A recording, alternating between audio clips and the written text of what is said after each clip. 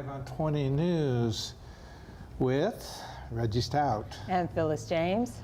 Coming to you live from our studio in downtown Tucson. It's Monday, December 18th, so let's talk local headlines. Senator John McCain returned to Arizona after suffering side effects from his medication for brain cancer and says he will not be able to vote this week on the Republican tax reform bill.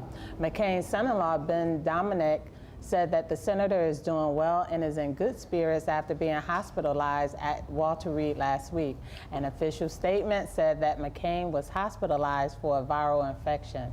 It also said that McCain has returned to Arizona and will seek physical therapy and rehabilitation at the Mayo Clinic.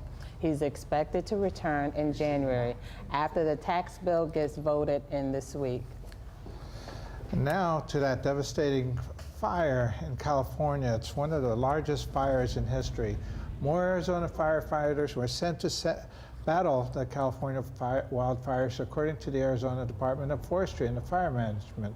They said that 6 more crews from the state were headed to battle the fires, totaling 168 Arizona firefighters now in California. The 420 square mile blaze called the Thomas Fire continues to burn as strong winds have been devastating the state. The fire started nearly 2 weeks ago and has burned at least 700 residents and killed 1 firefighter. Some firefighters, however, claim that there are thousands of homes that have burned. 95,000 people have been placed under mandatory evacuation, especially in the area surrounding Santa Barbara. So far, the cost of firefighting has surpassed $117 million. 1 in 7 Arizona homes suffer from food anxiety, according to the nonprofit organization Bread of the World.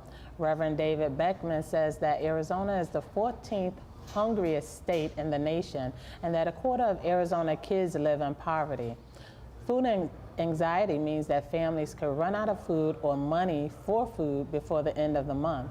Even if they receive government support, Beckman said that the best way to fight the problem is to maintain federal programs like Medicaid and the Supplemental Nutrition Assistance Program, or SNAP. We definitely have to feed our babies. Now to University of Arizona, more companies are licensing inventions made there. According to TechLaunch, an organization that works with companies on licensing their creations. TechLaunch said it worked with 55 companies and generated $32 million and 780 jobs since 2013. Of those 53 are still licensed with intellectual property from the university's research. Sinfonia RX is one of the best known of this group. Sinfonia is a healthcare company founded in 2006 by the University of Arizona College of Medicine. Joan McMaster of TechLaunch said that Sinfonia started pulling in business partnerships with the inventors, which then led to the formation of the company. Paul DeMarkin of TechLaunch said that these types of partnerships benefit taxpayers because the university's research gets out into the world to benefit the public.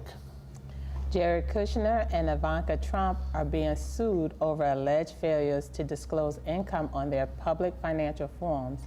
Lawyer Jeffrey Levitsky says that the couple didn't include assets from 30 investment funds they are a part of.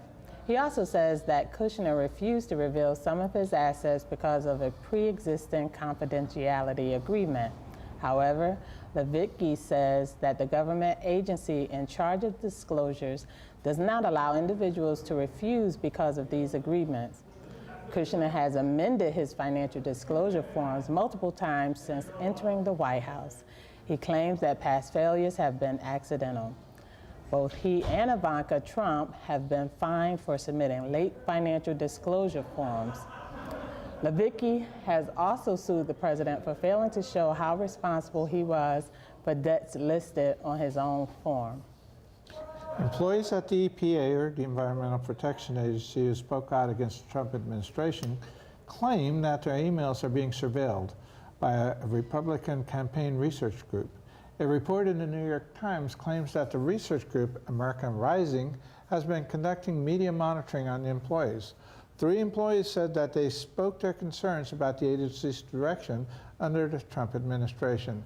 Days later, the employees say that a lawyer affiliated with American Rising submitted requests for the employees' emails that mentioned EPA Chief Scott Pruitt or President Trump. The Times found that the lawyers had, in fact, submitted dozens of requests under the Freedom of Information Act. The Trump administration reportedly instructed the Center for Disease Control to omit using certain words such as fetus, transgender, and science-based. These directives were issued to senior CDC officials responsible for overseeing the agency's budget. According to a report in the Washington Post, Health and Human Services spokesman Matt Lloyd said that the banned words were a, quote, complete mischaracterization. In addition to fetus, transgender, and science-based, other banned words reportedly included evidence-based, diversity, entitlement, and vulnerable. One unnamed CDC analyst said the banned words were revealed at the agency's headquarters in Atlanta. This comes after it was revealed that the National Science Foundation was forbidden to use the term climate change in the title or summary of their reports. So there was a last-minute provision that was added to the Republican Senate bill, which would benefit real estate moguls such as the president and Bob Corker, who opposed the bill originally at first, but now says that he supports it. The International Business Times found a provision which allows owners of income-producing real estate to take advantage of a 20% deduction for pass-through entities. In the original Senate bill, businesses would only have been able to deduct the income if they paid their employees high wages. But both Trump and Corker have made millions of pass-through income, according to the IBT. Trump reportedly made over $100 million from 25 pass-through businesses he owned in 2016. Bob Corker earned between $1 and $7 million in rental income from his businesses last year.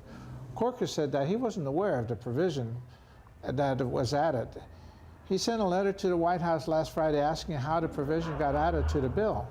Corker was the only Republican senator to vote against the original Senate, but he said last week that he now supports the current version.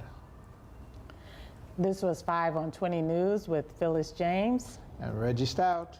So while you're on your computer, go ahead and like, share, and subscribe to our YouTube account and follow us on Facebook, Instagram, and Twitter for all the latest news and information on Creative Tucson. Stay creative, Tucson, and I'll see you next year. Bye-bye.